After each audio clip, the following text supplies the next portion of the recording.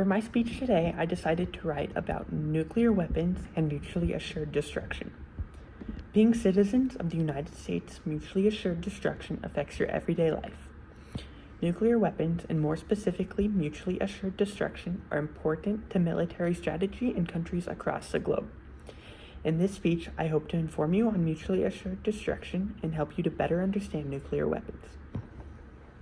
In doing research for this speech, I found interesting articles and I feel I have a much better understanding of nuclear warfare. The Manhattan Project was the code name for the American-led effort to develop a functional atomic weapon during World War II. According to History.com, the Manhattan Project was started in response to fears that German scientists had been working on a weapon using nuclear technology since the 1930s, and that Adolf Hitler was prepared to use it. Nuclear weapons have the obvious short-term effect of the blast, but also have long-term effects on the environment and health, causing illnesses like cancer and radiation poisoning. There were only 2 times nuclear weapons were used in combat. These times were both by the United States on Japan, sending nukes Little Boy on Hiroshima and Fat Man to Nagasaki.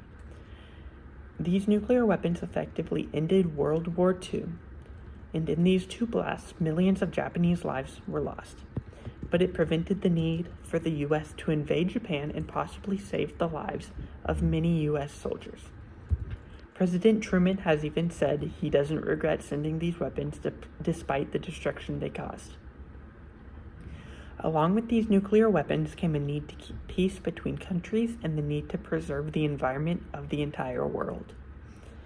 Mutually assured destruction, defined by International Encyclopedia of the Social Sciences, is a state of affairs in which both sides' nuclear forces are such that a sufficient percent would remain after an attack, that it would still be possible to bring about the near total destruction of the attacking state. Essentially, this means that the doctrine preventing a nuclear war is the understanding between countries that if a country were to use a nuclear weapon would be sent right back at them. Mutually assured destruction is important because it prevents the use of nuclear weapons in combat.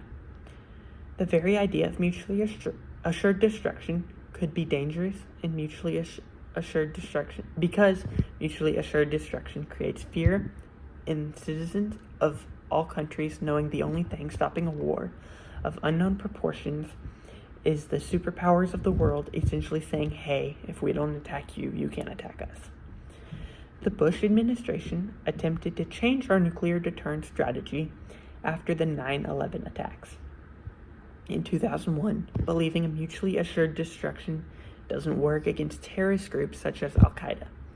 The administration believed mutually assured destruction was an outdated strategy, believing the international security environment had completely changed since the Cold War.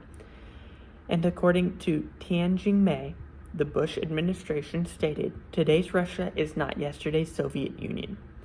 President Bush said, "Today's Russia is not our enemy." This shows how the U.S. was attempting to leave behind the system that had been in place since the Cold War. This war was a great example of mutually assured destruction. This military strategy of mutually assured destruction is what kept the Cold War from turning into a much worse war, which would have likely destroyed the U.S., USSR, and possibly many more countries that were involved in the proxy wars. The Cold War was a war that lasted from 1946 to 1991. The United States, the Soviet Union, and their allies were locked in a long, tense conflict known as the Cold War. Though the parties were technically at peace, the period was characterized by an aggressive arms race, proxy wars, and ideological bids for world dominance, according to National Geographic. The Cold War shaped foreign policy in the United States.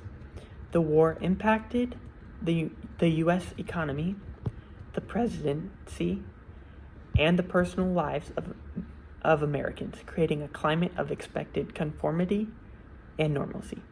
Mutually assured destruction is a necessary military strategy that prevents the usage of nuclear weapons. The Cold War one of the most memorable wars to date, utilized this strategy.